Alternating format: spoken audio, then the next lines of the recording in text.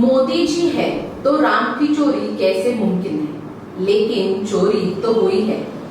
नमस्कार मित्रांनो, मी अनुष्का आणि तुम्ही पाहताय राज्य लोकतंत्र। भारतात मंदिर म्हणजे फक्त धार्मिक स्थळ नाही, ते श्रद्धेचं, विश्वासाचं आणि सामाजिक मूल्यांचं प्रतीक आहे। पण गेल्या काही वर्षात एक धक्कादायक चित्र समोर येत आहे। देशभरात मंदिरांमध्ये चोरी, दानपेट्या फोडणं, देवांच्या दागिन्यांची चोरी आणि मंदिरातील प्राचीन मूर्तीची तस्करी यासारख्या घटनांमध्ये वाढ होत असल्याचं वारंवार समोर आलं। एकीकडे देशात धर्म, संस्कृती, सनातन भारतीय मूल्य आणि परंपरा यावर भर देणारं राजकारण अधिक प्रभावी झाले। 2014 पासून केंद्रात नरेंद्र मोदी यांच्या नेतृत्वाखालील सरकार आहे। या काळात अयोध्या राम मंदिर, काशी विश्वनाथ कॉरिडोर, महाकाल लोक, केदारनाथ पुनर्विकास अशा अनेक धार्मिक प्रकल्पांवर हजारो कोटी रुपयांची गुंतवणूक झाली। मग प्रश्न असा निर्माण होतो की धार्मिक प्रतीकांवर एवढा भर असताना मंदिरांवरील चोरी का थांबत नाही? आज आपण जरा राजकारणापलीकडे जाऊन या प्रश्नाचा अभ्यास करू। सर्वप्रथम काही घटनाक्रम पाहूया। गेल्या काही वर्षात महाराष्ट्र, उत्तर प्रदेश, राजस्थान, तमिळनाडू, कर्नाटक, गुजरात आणि इतर अनेक राज्यांमध्ये मंदिरातील दानपेट्या फोडण्याच्या, सोन्या चांदीच्या दागिन्यांच्या चोरीच्या आणि प्राचीन मूर्तीच्या तस्करीच्या अनेक घटना नोंदवल्या गेल्या। राष्ट्रीय गुन्हे नोंद ब्युरो NCRB धार्मिक स्थळांवरील चोरीचा स्वतंत्र तपशील प्रकाशित करत नाही, त्यामुळे देशभरातील अचूक राष्ट्रीय आकडा उपलब्ध नाही। मात्र राज्यनिहाय पोलीस नोंदी आणि माध्यमातील अहवाल अशा घटना सातत्याने समोर येत असल्याचं दाखवतात। आता वळूया दुसऱ्या प्रश्नाकडे। जर एखादा पक्ष स्वतःला भारतीय संस्कृती, नैतिकता आणि धार्मिक मूल्यांचा सर्वात मोठा पुरस्कर्ता म्हणून मांडत असेल तर समाजात नैतिकतेची पातळी उंचावली गेली पाहिजे अशी अपेक्षा असते। पण प्रत्यक्षात काहीतरी वेगळंच घडतंय। मंदिरांवरच चोरी होत असेल तर हा केवळ कायदा सुव्यवस्थेचा प्रश्न आहे का, की सामाजिक मूल्यांच्या अधोगतीचाही तो संकेत आहे? कारण मंदिरात चोरी करणारा व्यक्ती केवळ पैसा काही चोरत नाही, तो समाजाच्या श्रद्धेवर सरळ आघात करतो। आणि जर अशा घटना वाढत असतील तर केवळ कठोर शिक्षा पुरेशी आहे का, की समाजातील नैतिक शिक्षण, रोजगार, व्यसनमुक्ती, सामाजिक विषमता आणि स्थानिक सुरक्षा व्यवस्था यांचाही विचार करावा लागेल? आता आपण राजकीय परिणामांकडे पाहू।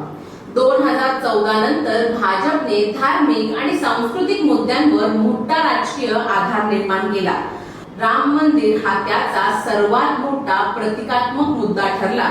त्यामुळे जर धार्मिक स्थळांच्या सुरक्षेबाबत वारंवार प्रश्न निर्माण झाले तर विरोधक सरकारवर प्रतिकांवर भर पण प्रत्यक्ष संरक्षणात कमतरता असा आरोप करू शकतात। मात्र याचा थेट निवडणूक परिणाम होईल की नाही हे मतदार इतर मुद्द्यांना महत्त्व किती देतात यावर अवलंबून आहे। आता अजून एक महत्त्वाचा मुद्दा म्हणजे तांत्रिक सुरक्षेचा आहे। भारत आज डिजिटल इंडिया, UPI, आधार, ड्रोन, कृत्रिम बुद्धिमत्ता आणि स्मार्ट सिटी यांची चर्चा कर। मग हजारो मंदिरांमध्येही अजूनही उच्च दर्जाचे CCTV, AI आधारित व्हिडिओ अॅनालिटिक्स, बायोमेट्रिक प्रवेश नियंत्रण, स्मार्ट अलार्म, इलेक्ट्रॉनिक इन्व्हेंटरी व्यवस्थापन आणि रिअल टाइम पोलीस मॉनिटरिंग का करत नाही?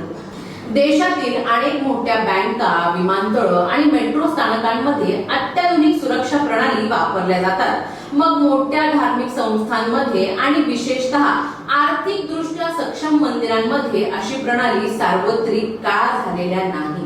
भारतात लाखो करोडो मंदिर आहेत, त्यापैकी सर्वच मंदिरांना समान आर्थिक साधनं उपलब्ध नाहीत, ही खरी वस्तुस्थिती आहे। त्यामुळे प्रत्येक मंदिरात अत्याधुनिक सुरक्षा उभारणं शक्य नाही।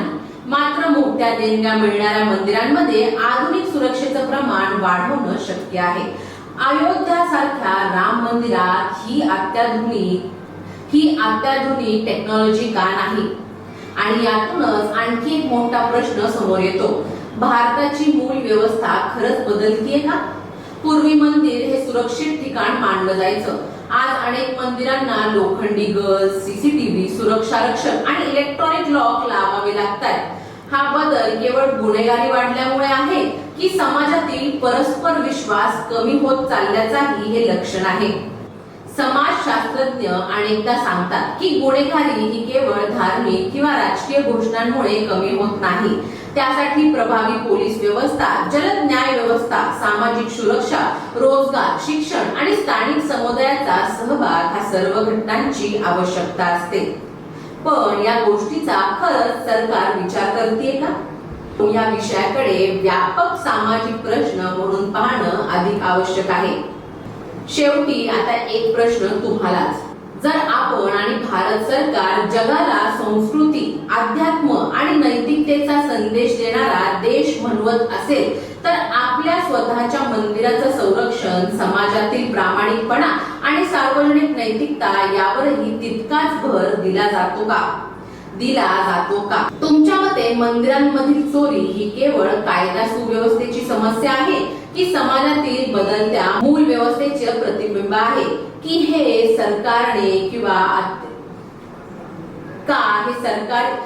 हे सरकारच्या निष्काळजीपणामुळे झालेली गोष्ट आहे? तुमचं मत आम्हाला कमेंट्स मध्ये नक्की लिहा. व्हिडिओ आवडला असेल तर व्हिडिओला लाईक करा, शेअर करा आणि चॅनलला सबस्क्राईब करायला विसरू नका. धन्यवाद. दैनिक राज्य लोकतंत्र.